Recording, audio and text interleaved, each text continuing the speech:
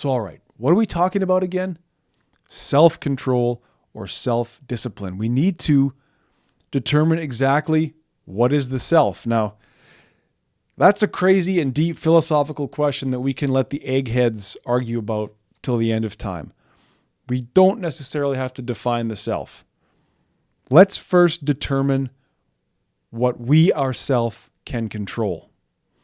I've found that so much pain and suffering, so many sleepless hours, so many, that anguish of waking up at 4 a.m. thinking about whatever the hell you're thinking about.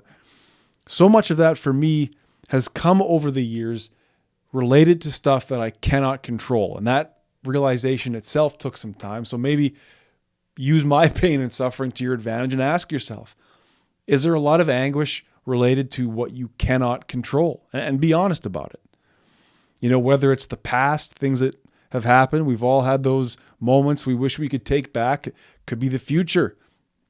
It's not promised to anyone what's going to happen tomorrow, a year from now. It makes sense that we would have some anguish or some fear related to that.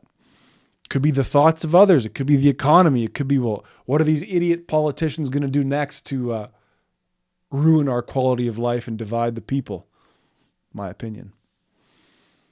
I think what I've had to come to grips with is that my ego, partially because of what transpired earlier in my life, my ego likes to be certain about what's coming, and it desperately needs to control as much as it possibly can. So think about that for yourself now.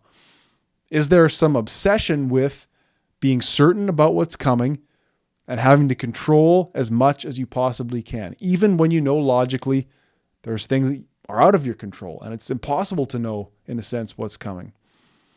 I did a 4-part series this summer about how the ego works, especially when it comes to control and obsession with the unknown, let's say. I'm going to link that in the show notes, and I'll pop it right up there for you as well.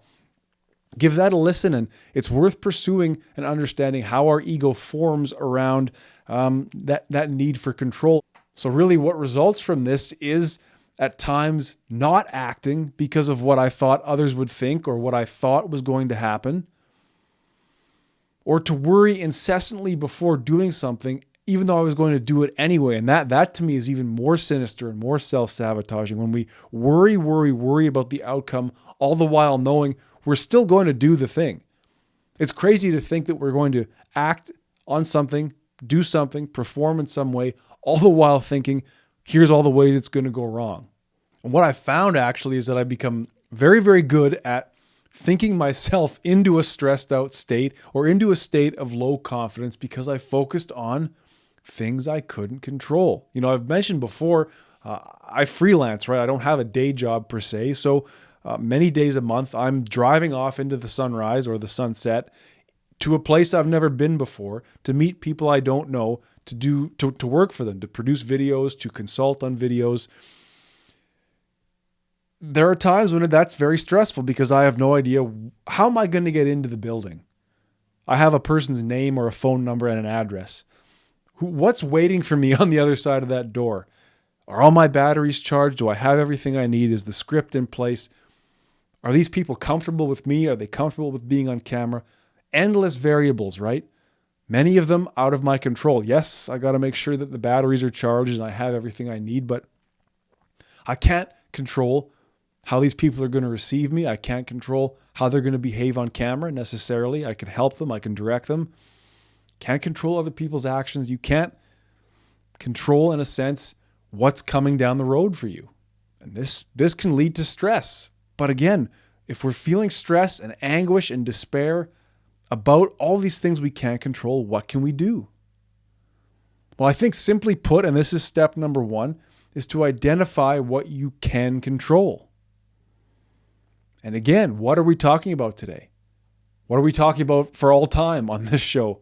That's right, self-control. Control the one thing you can control. As large and infinite and slippery as it is, the self is, in many respects, under your control. You can control your thoughts and you can control your actions. Mindfulness is something that I have had to educate myself on. It is something I would like to share with you. It's the state of mind. It's the way of thinking where we Seek to become aware of our thoughts and to see clearly what we're thinking. Rather than let the outside world dictate how we think, rather than let our stress and our emotions and those sort of automatic, habitual ways in which we think control our thoughts, we seek to, a little bit at a time, become aware of how we are thinking, what we are thinking, and why we are thinking it. And a lot of what mindfulness preaches or would suggest is that we come into the moment, right? We're not flying away into the past thinking about all these things we've done wrong. We're not flying down the road into the future thinking about, oh my God, am I going to, what am I getting myself into here? What are they going to think about me? Those are just simply thoughts. And mindfulness is that approach to being aware of those thoughts and seeking to actually think about where those thoughts are coming from. So I would highly encourage you to look into the concept of mindfulness, understand it, begin to define it for yourself. I've done a handful of episodes about mindfulness. I'll link those in the show notes or perhaps right up here as well, because this really is a concept that will begin to free you and begin to help you develop self-control and self-discipline. And so along with the desire to examine our thoughts, to examine my thoughts, and to work on sort of identifying and soon rejecting the thoughts that don't serve me, right? We were talking like you're gonna get up and you're gonna go to work, or you're gonna give the presentation, or you're gonna go to that family barbecue, which might be stressful. You're gonna go. So why then are we going to sit and ruminate about all the ways that it might go wrong? It's not easy to do, but we can begin to identify these patterns.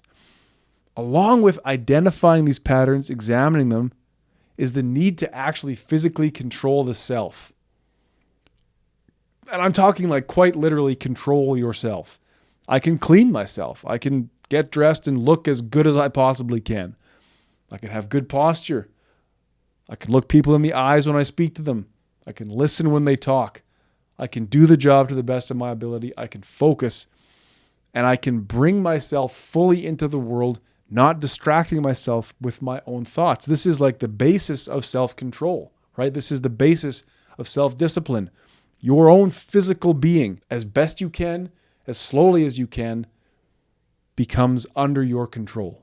And of course, as we know, we can dream up a million different things that we are not. I've called that before negational thinking. We can dream up all the ways we might fail. But that starts in a sense to create a downward spiral. It's quite well known that if you are driving a car and you start to lose control of that car for whatever reason, your best bet is to look out the windshield at where you would like the car to go. I was walking in the river valley a few weeks ago, and I approached a pretty treacherous spot. I knew it was coming, but it's a very dusty and steep slope. There's trees on either side. It's just a quick shot down this hill to some flat ground. It's dangerous. It's treacherous. And on the left-hand side was probably one of the most horrific things you could imagine. It was a tree maybe about this big around that a beaver had cut down. So it was a tree stump that came to a sharp point. And I thought, I would really hate to go face first or gut first into that spear that's coming out of the ground, because I don't think I'd win that one.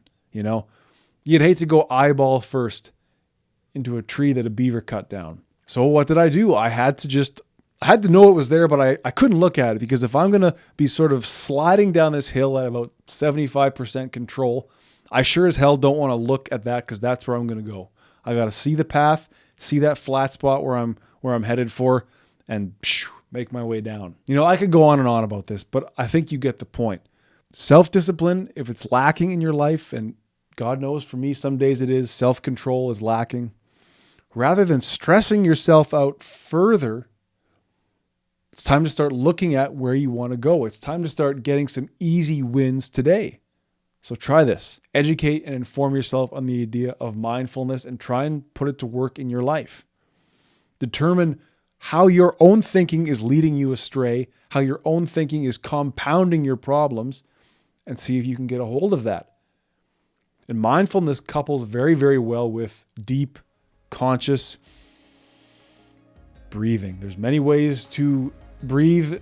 There's many wrong ways to breathe, believe it or not. Inform yourself on mindfulness, inform yourself on proper breathing. And number 2, look into where your ego might be driving you to obsess over the things that are truly out of your control. If we're going to talk about self-control, we also have to talk about the fact that our self is not in control of many, many things. So take that fierce energy, that desire to control something, and turn it back on yourself. Start small, a couple minutes a day maybe, but draw that line. What can I control, and can I get my hands around it right now?